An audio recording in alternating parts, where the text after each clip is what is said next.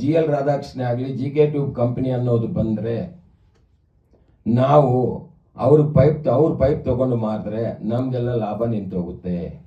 ಅವ್ರು ಏನು ಮಾಡ್ತಾರೆ, ಕ್ಯಾಲ್ ಟ್ಯೂಬ್ ಅವ್ನು ಏನು ಹೇಳ್ತಾನೆ, ಕ್ಯಾಲ್ ಟ್ಯೂಬ್ ಬ್ರ್ಯಾಂಡ್ ಅಂತ ಹೇಳ್ತಾನೆ. ಎಲ್ಲಿದೆ ಸ್ವಾಮಿ ಬ್ರ್ಯಾಂಡು? ಸೂರ್ಯಪ್ರಕಾಶ್ ಬ್ರ್ಯಾಂಡ್ ಅಂತಾರೆ. ಎಲ್ಲಿದೆ ಸ್ವಾಮಿ? ಎಲ್ಲರಿಗೂ JSW ಅವರೇ ರೋಲ್ ಕೊಡೋದು. JSW ರೋಲ್ ಕೊಟ್ಟರೆ ಎಲ್ಲರೂ ಪೈಪ್ ಮಾರಿಯೋರು ಒಂದೇ ವಾರ್ನಿಷ್ ಅಂತ ಡಿಫರೆನ್ಸು. ಅದಕ್ಕಾಗಿ ನನಗೆ 2000 ಲಾಭ, 2000 ಟನ್ನಿಗೆ, ನನಗೆ 1500, 1000 ಅಂತಾನೆ ಇಲ್ಲ.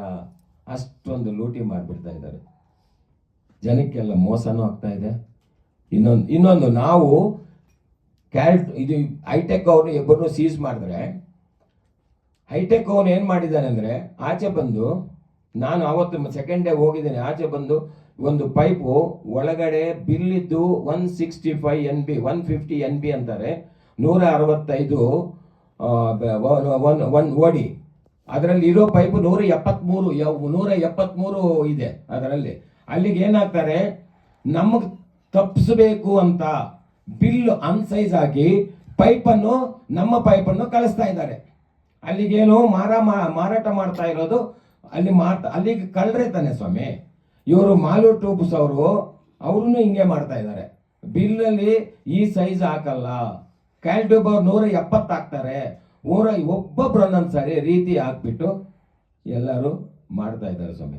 ಈಗ ನಾನು ಧೈರ್ಯವಾಗಿ ಬಂದು ಕಾನೂನು ಪರವಾಗಿ ಇವರನ್ನೆಲ್ಲ ಎದುರಿಸಬೇಕು ಅಂತ ಬಂದು ಸೀಸ್ ಮಾಡಿ ತಮ್ಮ ಮಾಧ್ಯಮಗಳಿಗೆ ತಿಳಿಸ್ಬಿಟ್ಟು ಅವ್ರ ಗಮನಕ್ಕೆ ಹೋಗಿ ನಾನು ಕೇಳೋದು ಒಂದೇ, ಎಲ್ಲರೂ ಪೈಪು ನಮಗೆ ಕೊಟ್ಬಿಡಿ. ನಾನು ರೈತರಿಗೆ ಬೇಕಾಗಿರೋ ರೇಟ್ ಕೊಡ್ತೀನಿ, ನನಗೆ ಜಾಸ್ತಿನೂ ಬೇಕಾಗಿಲ್ಲ. ಇಲ್ಲ ಅಂದರೆ ನಾನು ಕೊಡೋದೇ ಬೇಕಾಗಿಲ್ಲ. ನಮ್ಮ ಪರವಾಗಿ ರೈತರಿಗೆ ಡೈರೆಕ್ಟಾಗಿ ಹೋಗಲಿ. ಮೀಡಿಯಾದಲ್ಲಿ ಇಷ್ಟು ದಿನ ದುಡ್ಡು ಇರೋದೆಲ್ಲ ಕಮ್ಮಿ ಆಗಲಿ. ಅವ್ರ ರೇಟು ಕಮ್ಮಿ ಆಗುತ್ತೆ, ಅವ್ರಿಗೂ ಒಳ್ಳೇದಾಗುತ್ತೆ, ನಮ್ಮ ಸರ್ಕಾರಕ್ಕೂ ಒಳ್ಳೇದಾಗುತ್ತೆ, ಎಲ್ಲರಿಗೂ ನ್ಯಾಯ ಮಾಡ್ದಂಗೆ ಆಗುತ್ತೆ. ಈ ರೀತಿ ನಾನು ತಮ್ಮಲ್ಲಿ ವಿನಂತಿ ಮಾಡಿ ಎಲ್ಲ ಹೇಳ್ಕೊಳ್ತಾ ಇದ್ದೀನಿ. ಆದರೂ ನನಗೆ ಈಗ ಇನ್ನೊಂದು ಭಯ ಆಗುತ್ತೆ.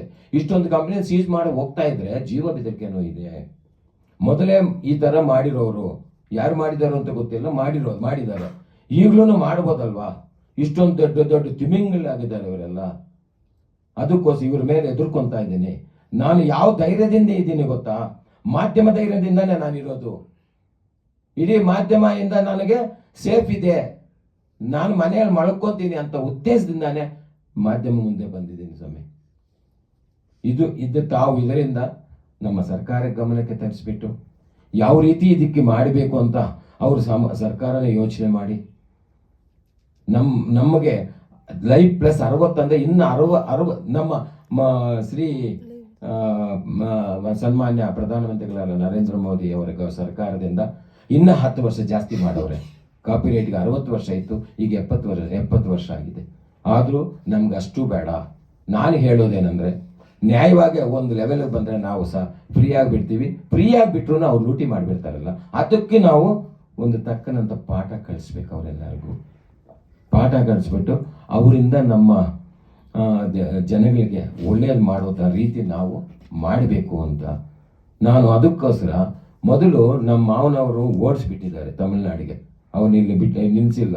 ಅದಕ್ಕೋಸ್ಕರ ನಾನು ಇಲ್ಲಿ ನಾನು ಒಂದು ಕಂಪ್ನಿ ಮಾಡಿದ್ದೀವಿ ಈಗ ಹೈದರಾಬಾದಲ್ಲಿ, ಜಡ್ಚರ್ಲೆನಲ್ಲಿ. ಅಲ್ಲಿಂದ ಜನವರಿ ಆದಮೇಲೆ ಹೊಸ ಫ್ಯಾಕ್ಟ್ರಿ ಎಲ್ಲ ಶುರುವಾಗಿದೆ. 40 ದಿವಸ ಕಂಪ್ಲೀಟ್ ಆಗುತ್ತೆ. ನಾನು ಪೈಪ್ ತರ್ತೀನಿ, ನಾನು ನ್ಯಾಯವಾದ ಬೆಲೆದಲ್ಲೇ ಜನಗಳಿಗೆಲ್ಲ ಕೊಡ್ತೀನಿ. ಅಲ್ಲಿವರೆಗೂ ಇವರು ಬರಲಿ. ಆವಾಗ ನಾನು ಕೊಡ್ತಾ ಇರೋವಾಗ ಇವರು ನಮ್ಮ ಜೊತೆಯಲ್ಲಿ ಬಂದರೂ ಪರವಾಗಿಲ್ಲ, ಸೀಸ್ ಮಾಡಿ ಎಲ್ಲ ಮಾಡ್ತೀನಿ. ಆಮೇಲೆ ರೇಟ್ ಕಮ್ಮಿ ಕೊಟ್ಟು ಕೊಡಲಿ, ತಪ್ಪಿಲ್ಲ. ಅವರೂ ಕಮ್ಮಿ ಕೊಟ್ಟು ಜನಗಳಿಗೆಲ್ಲ ಉಪಯೋಗ ಆಗಲಿ. ಅದಕ್ಕಾಗಿ ಈಗ ನಾವು ಕರ್ನಾಟಕ, ತಮಿಳುನಾಡು ಎಲ್ಲನೂ ಸೀಸ್ ಮಾಡೋಕ್ಕೂ ಸರ್ಕಾರ ಇದು ಕೋರ್ಟ್ ಆರ್ಡರ್ ತಗೊಂಡಿದ್ದೀನಿ. ಇದು ಆದ ನಂತರ ನಾವು ಮತ್ತು ಸೀಸ್ ಮಾಡಿ ಎಲ್ಲರನ್ನೂ ಸ್ಟಾಪ್ ಮಾಡಬೇಕು ಅಂತ ಪ್ರಯತ್ನ ಮಾಡ್ತಾ ಇದ್ದೀನಿ ಸ್ವಾಮಿ. ಹಾಗೆ ಈ ವಿಷಯ ಎಲ್ಲ ತಮ್ಗೆ ಅರ್ಥ ಆಗಿರುತ್ತೆ ಅಂದ್ಕೊಂಡಿದ್ದೀನಿ. ಸೊ ಮುಖ್ಯವಾಗಿ ಇದರಲ್ಲಿ ಏನಂತಂದರೆ, ಇದರ ಪೇಟೆಂಟು, ಕಾಪಿರೈಟು, IPR ಹೋಲ್ಡರ್ಸು ಇವರೇ ಇರ್ತಾರೆ. ಆದರೆ ಇವ್ರಿಗೆ ಗೊತ್ತಿಲ್ಲದಂಗೆ ಇಲ್ಲಿಗಲಾಗಿ ಮ್ಯಾನುಫ್ಯಾಕ್ಚರ್ ಮಾಡೋರು ತುಂಬ ಜನ ಇದ್ದಾರೆ. ಇದು ಇವರಿಗೆ ಹೇಳಿದಾಗೆ ಒಂದು 2-3 ಕಂಪ್ನಿ ಈಗ ಸೀಸ್ ಮಾಡ್ಕೊಂಡು ಬಂದಿರ್ಬೋದು ಅಷ್ಟೇ. ಬಟ್ ಆಲ್ ಓವರ್ ಇಂಡಿಯಾ ಈ ಕಂಪ್ನಿ ನಡೀತಾನೆ ಇದ್ದಾವೆ. ಮಾರ್ಕೆಟಲ್ಲಿ ಇದೆಲ್ಲನೂ ಮ್ಯಾನುಫ್ಯಾಕ್ಚರ್ ಆಗಿ ಬರ್ತಾನೆ ಇದ್ದಾವೆ. ನಾನು ಈ ಮೂಲಕ ಹೇಳೋದು ಒಂದೇ ವಿಷಯ ಏನಪ್ಪ ಅಂತಂದರೆ, ಅವ್ರು ಹೇಳಿದಾಗೆ ರೈತರಿಗೆ ಒಳ್ಳೆ ಬೆಲೆಯಲ್ಲಿ ಸಿಗಬೇಕು ಅಂತ ಅವ್ರು ಹೇಳ್ತಾ ಇದ್ದಾರೆ. ಬಟ್ ಅದಕ್ಕೆ ಮುಂಚೆ ಮಾರ್ಕೆಟಲ್ಲಿ ಮ್ಯಾನುಫ್ಯಾಕ್ಚರಿಗೆ ಯಾವ ಬೆಲೆಗೆ ಬರ್ತಾ ಇದೆ, ಅಲ್ಲಿಂದ ಡೀಲರ್ಸ್ಗಳು ಏನು ಮಾಡ್ಕೊಂಡು ಹೋಗ್ತಾ ಇದ್ದಾರೆ, ಆ ಡೀಲರ್ಸ್ಗಳಿಂದ ರೈತರ ಕೈಗೆ ಬರ್ಬೇಕಾದ್ರೆ ಎಲ್ಲರಿಗೂ ಅದು ಹೋಗ್ತಾ ಇದೆ ಅನ್ನೋದು ಈಗಾಗಲೇ ತಮಗೆಲ್ಲರೂ ಗೊತ್ತಿರುತ್ತೆ. ಪ್ರತಿಯೊಬ್ಬ ಡೀಲರ್ಗಳು ಯಾರು ತಗೊಳ್ತಾ ಇದ್ದಾರೆ ಅವ್ರಿಗೆ ನಿಮ್ಮ ಮೂಲಕ ಎಚ್ಚರಿಕೆ ಕೊಡಬೇಕು ಅಂತ ನಾನು ಇಷ್ಟಪಡ್ತೀನಿ. ಯಾರೇ ಇದನ್ನು ಇಲ್ಲಿಗಲಾಗಿ ಮ್ಯಾನುಫ್ಯಾಕ್ಚರ್ ಮಾಡಿ ತೊಗೊಂಡು ಮಾರ್ಕೆಟಿಗೆ ಬಿಡ್ತಾ ಇದ್ರು ಕೂಡ ನಾವು ಯಾರನ್ನೂ ಬಿಡೋದಿಲ್ಲ. ಪ್ರತಿಯೊಬ್ಬರ ಮುಂದೆನೂ ಹೋಗಿ ನಾವು ಅದು ಸೀಸ್ ಮಾಡ್ಕೊಂಡ್ಬಂದು ಕೋರ್ಟ್ ಪ್ರೊಡ್ಯೂಸ್ ಮಾಡೇ ಮಾಡ್ತೀವಿ. ಇದಕ್ಕೆ ಕೋರ್ಟಿಂದ ನಮಗೆ ಎಲ್ಲ ಥರದ ಪರ್ಮಿಷನ್ ಇದೆ, ಸ್ಟೇ ಆರ್ಡರ್ಗಳಿದ್ದಾವೆ. ಅದಕ್ಕೆ ಬೇಕಂದ್ರೆ ಡಾಕ್ಯುಮೆಂಟ್ಗಳು ನಾನು ಈಗಾಗಲೇ ಪ್ರೊಡ್ಯೂಸ್ ಮಾಡಿದ್ದೀನಿ, ತಾವು ನೋಡ್ಕೋಬೋದು. ಸೊ ಯಾರು ಕೂಡ ಇದನ್ನು ಇಲ್ಲಿಗಲ್ ಮ್ಯಾನುಫ್ಯಾಕ್ಚರ್ ಮಾಡಿ ಮಾರ್ಕೆಟಿಗೆ ಬಿಡಬಾರ್ದು ಅಂತ ತಮ್ಮನ್ನ ಕೇಳ್ಕೊಳ್ತಾ ಇದ್ದೀನಿ ಸರ್. ಅವ್ರು ಏನೇ ಇಲ್ಲ, ಮೊದಲು ಈ ಕಲ್ಕಟ್ಟ ಟ್ಯೂಬ್ಸ್ ಅವ್ರು ಇದಾರಲ್ಲ, ಒಬ್ಬರೇ 2002 ಅಗ್ರಿಮೆಂಟ್ ಇಲ್ಲಿದೆ, ತೋರಿಸ್ಬೇಕಲ್ಲ. ಎಲ್ಲ 2002 ಅಗ್ರಿಮೆಂಟ್ ಮಾಡಿದ್ವಲ್ಲ. ನಮ್ಮ 2005 ಆಕ್ಸಿಡೆಂಟ್ ಆಯ್ತಲ್ಲ, ಆವತ್ತಿಂದ ಮಧ್ಯಪ್ರದೇಶ, ರಾಜಸ್ಥಾನ, ಇಲ್ಲಿಂದ ಕರ್ನಾಟಕದಿಂದ ಎಲ್ಲಾ ಕಡೆ ಪೈಪ್ ಹೋಗಿದೆ. ನಮ್ಮ ದೇಶದಲ್ಲಿ ಪೈಪೇ ಇಲ್ಲ. ಇವರೆಲ್ಲ ಕಡೆ ತಗೊಂಡೋಗಿ ಸಾವಿರಾರು ಕೋಟಿ ದುಡ್ಡು ಲೂಟಿ ಮಾಡಿರೋ ಕಲ್ಕಟ್ಟ ಟ್ಯೂಬ್ ಅವರು ಫಸ್ಟು. ಆಮೇಲೆ ಅವ್ರು ಏನು ಹೇಳಿಕೊಟ್ಟಿದ್ದಾರೆ, ಇವ್ರ ಮೇಲೆ ಏನೋ ದುಡ್ಡಿಗೆ ಬರ್ತಾರೆ, ಏನೋ ದುಡ್ಡು ಕೇಳೋಕೆ ಬರ್ತಾ ಇದ್ದಾರೆ, ಅಷ್ಟು ಬಿಸಾಕ್ತೆ ಹೋಗ್ತಾರೆ ಅಂತ ಹೇಳಿ ಅವ್ರು ಏನು ಹೇಳಿದ್ದಾರೆ, ಕೇಸ್ ಹಾಕೋಣ, ಸ್ಟೇ ತಗೋಣ, ಹೊಟ್ಟೋಗ್ತಾರೆ ಅಂತ ಹೇಳಿ. ನಾನು ಯಾರನ್ನೂ ದುಡ್ಡು ಕೇಳಿಲ್ಲ, ಒಂದು ಪ್ರೂಫ್ ಕೊಡಿ ಅವರು, ನಾನು ತಲೆ ಬೋಡ್ಸ್ಕೊತೀನಿ.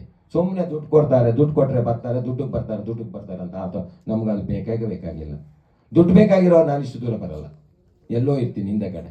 ಅದಕ್ಕೋಸ್ಕರ ಅವ್ರ ಮುಖ್ಯ ಉದ್ದೇಶ ಏನು, ನಾವು ಚೆನ್ನಾಗಿ ಅವ್ರಿಗೇನೋ ಒಂದು ಕೇಸ್ ಹಾಕ್ಬಿಟ್ಟು ಮನ್ಸ್ಬಿಟ್ಟೆ 5-6 ವರ್ಷ ಆಗುತ್ತೆ, ನಾವು ಮಜಾ ಮಾಡೋಣ ದುಡ್ಡು.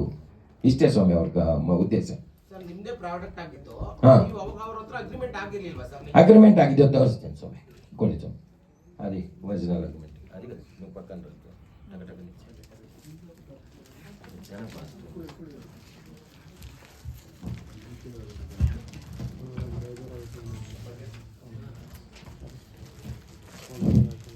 ఇది 2005 ಲಕ್ಷ್ಮಿ ಮಿಟ್ಟಲ್ ಟ್ಯೂಬ್ಸ್, ಮಾಲೂರ್ ಟ್ಯೂಬ್ಸ್, ಕ್ಯಾಲ್ ಟ್ಯೂಬ್ಸ್ ಅಗ್ರಿಮೆಂಟ್ ಆಗಿದೆ.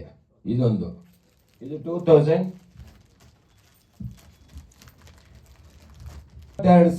ಟನ್ಗೆ ಮಾಡಿ ನಮಗೆ ಕೊಡಬೇಕು. ಇದು 2002 ಅಗ್ರಿಮೆಂಟ್ ಆಗಿದೆ.